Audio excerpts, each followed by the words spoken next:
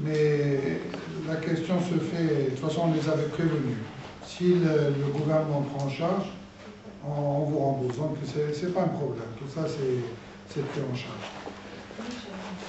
Pour l'Afrique du Sud, c'est vrai qu'on est entre le prix réel du billet et ce qu'a décidé le gouvernement, 60 000 dinars, il y a une très grande différence. Le gouvernement n'est pas prêt à prendre en charge tout seul la différence.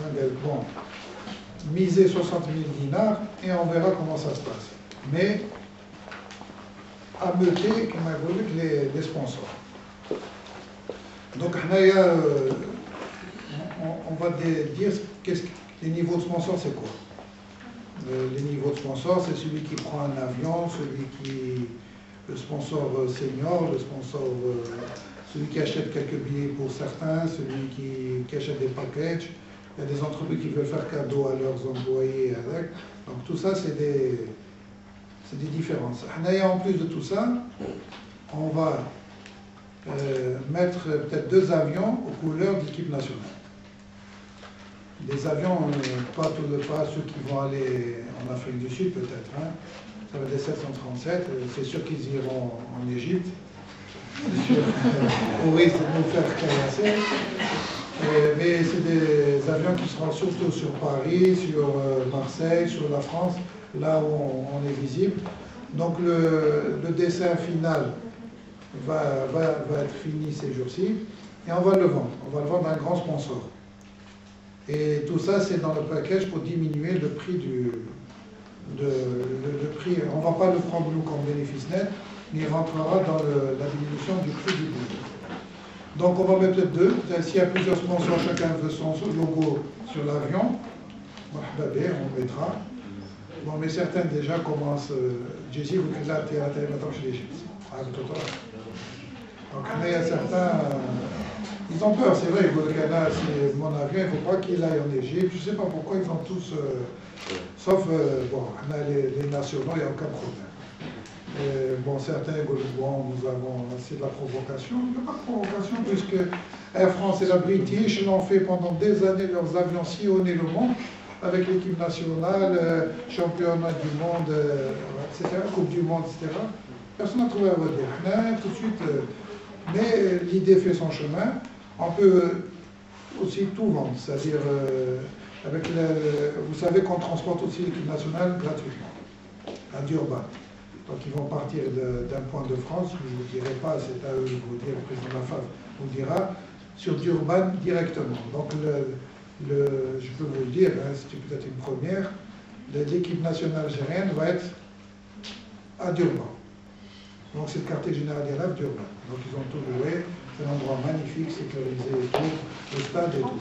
À partir d'Urban, ils vont se mettre. Donc nous les transporterons jusqu'à Durban quand on dit gratuitement. Est-ce que c'est le gouvernement? De toute façon, le gouvernement, quand il s'agit du drapeau, avec Khalas, en ce moment. Mais quand il y a notre drapeau football, il ne cherche pas à comprendre, il paye. Donc ça, je pense, c'est la victoire de nos verts. Ils ont fait ça. Dès qu'on parlait de l'équipe aussi de Pologne, où ils girent au Coran, la fédération était pleine de dettes, elle ne savait pas comment faire pour payer même le personnel des rangs. Maintenant, alhamdoulilah, grâce à cette nouvelle équipe, je pense que ça se passe bien. Les mesures aux États-Unis. Moi, quand il y a des mesures de sécurité, moi, je ne trouve pas tellement à redire, sincèrement, parce qu'on a souffert à Hanaya. Mais les mesures, sauf la mesure, bien sûr, ce qui gêne le plus, c'est la mesure, les rayons X, où on voit le corps complet de l'individu. Bon, ça, les pays sont souverains. Mais on a dénoncé, et on peut le faire. Bon, dans certains pays, ils le font avec un zèle. C'est vrai, ils cherchent l'humiliation, ils cherchent... vous savez, en ce moment... Vous voulez ou non, on a payé des années de terreur, mais on compte sur nos frères égyptiens pour rappeler aux autres qu'on est un pays terroriste. Vous savez, ils ont beaucoup fait pour ça. Hein. C'est des pays d'ac, ça je vous le dis pas en tant que PDG d'Alger, en tant qu'Algérien.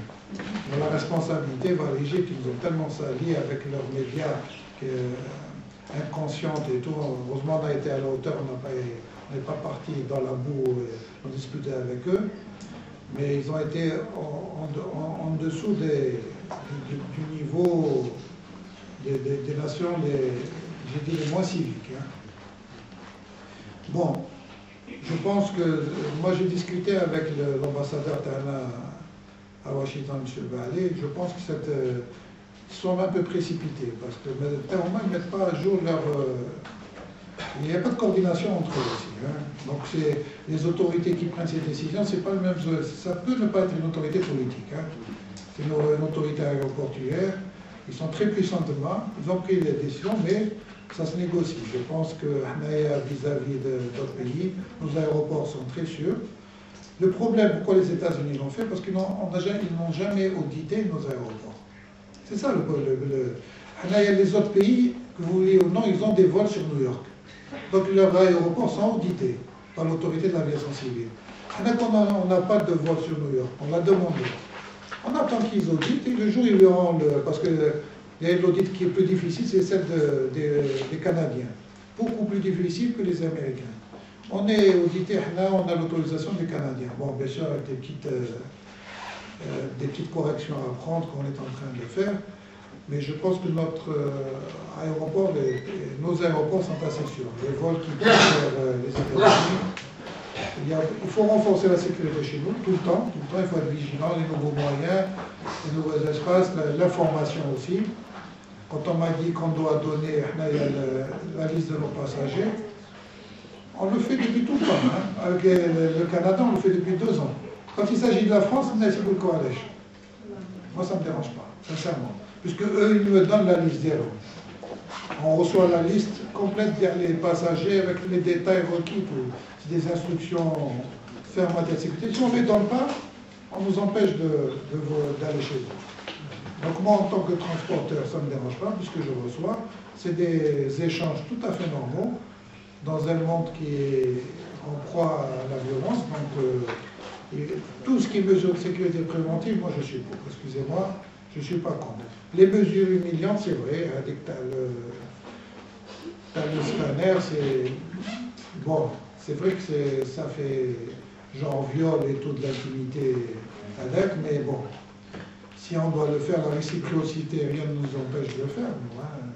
Si on juge que c'est une mesure de sécurité indispensable pour nous, on le fait. Mais si elle n'est pas indispensable, je ne vois pas pourquoi il y aura réciprocité. Pourquoi investir? Vous savez, là-bas, les marchands de machines, quand ils veulent vendre, ils sont capables de tout. Ils sont très puissants. Ils sont capables de faire vendre n'importe quoi et imposer une mesure de sécurité. Voilà, je vous remercie.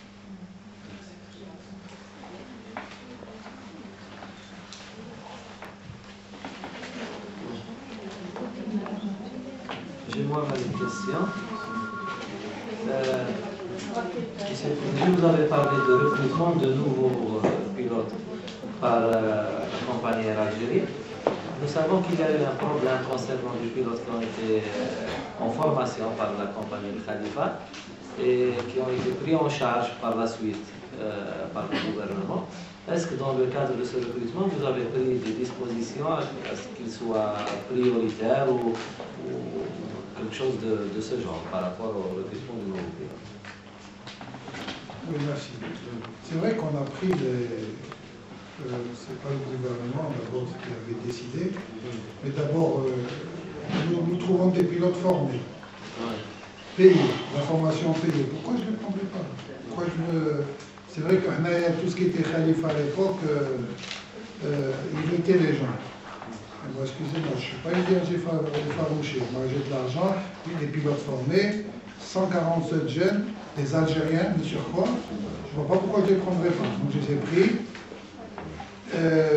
Nous avons fait des contrôles. Bon, il y a une dizaine qui ont été rejetés suite à des contrôles sur simulateurs, etc. Mais ils font de très bons pilotes. Ils sont chez nous. C'est des très bons pilotes. Certains sont commandants de bord, sont passés commandants de bord par compétence. Donc il n'y a aucun problème pour les gens de Khalifa. Moi, je ne fais pas de différence. C'est des Algériens. Leur formation, en plus, a été payée en grande partie. Donc je ne vois pas pourquoi je ferais les... Donc Mais il n'y avait pas de priorité pour Khalifa. La seule priorité, c'est que moi je vois mes coûts. Des gens formés, pourquoi je vais faire reformer, je dois mettre 80 000 $ pour un autre pilote alors que les gens sont formés. La seule chose qu'on a fait, c'est de faire des contrôles de compétences, des contrôles aussi au niveau de casier judiciaire et tout. Puis c'est tout. Il y a eu 10 qui ont été rejetés, tout le reste a été pris. Et par contre, nous allons encore former, on a besoin encore de 50 pilotes, parce que la pyramide des âges, les pilotes sont en train de... Il y a des populations comme les commandants de bord, les instructeurs, que de l'autre. Alors, ils arrivent à 60 ans. Heureusement qu'il y a une disposition qui a été aussi adoptée par l'Algérie. Pour certains pilotes, si la compagnie le veut, on peut continuer à les faire voler jusqu'à 65 ans, à condition que leur copilote ait moins de 60 ans.